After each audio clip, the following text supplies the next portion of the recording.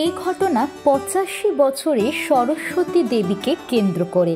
ঝাড়খণ্ডের ধানবাদের সরস্বতী দেবী ইতিমধ্যে উত্তরপ্রদেশের মন্দির নগরী অযোধ্যার দিকে রওনা হয়েছেন। তার পরিবারের দাবি, বাবরি মসজিদ ভাঙার পর থেকে গত 3 দশক ধরে মৌনব্রত নিয়েছিলেন সরস্বতী দেবী। ধনুক ভাঙা পণ ছিল, রাম মন্দির প্রতিষ্ঠা হলে তবেই তিনি মুখ খুলবেন। এবার 22 জানুয়ারি উদ্বোধন হতে চলেছে অযোধ্যার রাম মন্দির। ফলে মৌনব্রত খুব শিগগিরই ভাঙতে চলেছেন সরস্বতী দেবী। 22 জানুয়ারি স্বপ্ন পূরণ হতে চলেছে ধানবাদে সরস্বতী দেবীর। 1992 সালে যে দিনটিতে বাবরি মসজিদ ধ্বংস হয়েছিল, সেই দিন থেকে তিনি মৌনব্রত নিয়েছিলেন। শপথ ছিল, রাম মন্দির প্রতিষ্ঠা না হলে তিনি মুখ খুলবেন না। দাবি তার পরিবারের। অযোধ্যায় সরস্বতী দেবী পরিচিত মৌনী মাতা হিসেবে। তিনি এযাবৎকাল আকারে ইঙ্গিতে মনের ভাব বোঝাতেন। অনেক সময় লিখতেন জটিল সমস্ত বাক্য।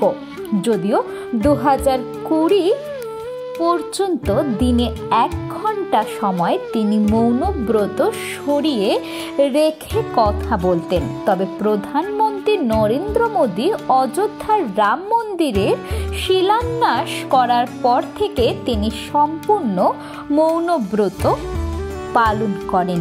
সরস্বতী দেবীর ছেলে হরে রাম আগরওয়াল বলেছেন, 1992 সালে 6 ডিসেম্বর যেদিন বাবরি মসজিদ ধ্বংস হয়েছে, সেই দিন থেকে আমার মা শপথ নিয়েছিল যে অযোধ্যায় যতদিন না রাম মন্দির প্রতিষ্ঠা হচ্ছে ততদিন তিনি মৌন থাকবেন।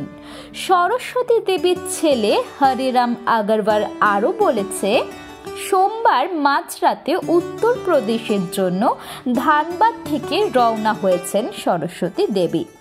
গঙ্গা সতলজ এক্সপ্রেসে নাকি তিনি রওনা হয়েছেন। হরে রাম আগরওয়াল বলেছেন, তিনি 22 জানুয়ারি তার মৌনব্রত ভাঙবেন। রাম মন্দির উদ্বোধন অনুষ্ঠানে অংশ নিতে দেবীকে আমন্ত্রণ জানিয়েছেন মহন্ত মিত্র গোপাল দাসের শিষ্যরা। 1986 সালে সরস্বতী দেবীর স্বামী দেবকীনন্দন মারা যান। তারপর থেকে নিজের গোটা জীবন রাম মন্দিরের প্রতি সমর্পণ করেছেন সরস্বতী দেবী। 8 সন্তানের মা সরস্বতী দেবীর জীবনের বেশিরভাগ সময়ই তীর্থক্ষেত্রে যাপন করেছেন। 2001 সালে মধ্যপ্রদেশের চিত্রকূটে তিনি তপস্যারত ছিলেন বলে পরিবার দাবি করেছেন। তাহলে কেমন লাগলো আজকের এই ভিডিওটি? রাম মন্দির সম্পর্কে আরও অনেক নতুন তথ্য জানার জন্য কিন্তু আমার চ্যানেল 10 দিককে সাবস্ক্রাইব করতে একদম ভুলবেন না। এমন সব অনেক ভিডিও রয়েছে এই চ্যানেলের মধ্যে। ভিডিওটি ভালো লেগে থাকলে লাইক, কমেন্ট, শেয়ার। আর আপনি যদি আমার চ্যানেলে নতুন হয়ে থাকেন তাহলে চ্যানেলটিকে সাবস্ক্রাইব করে পাশে থাকা বেল আইকনটি প্রেস করতে একদম ভুলবেন না। শোনা হচ্ছে পরের ভিডিওতে।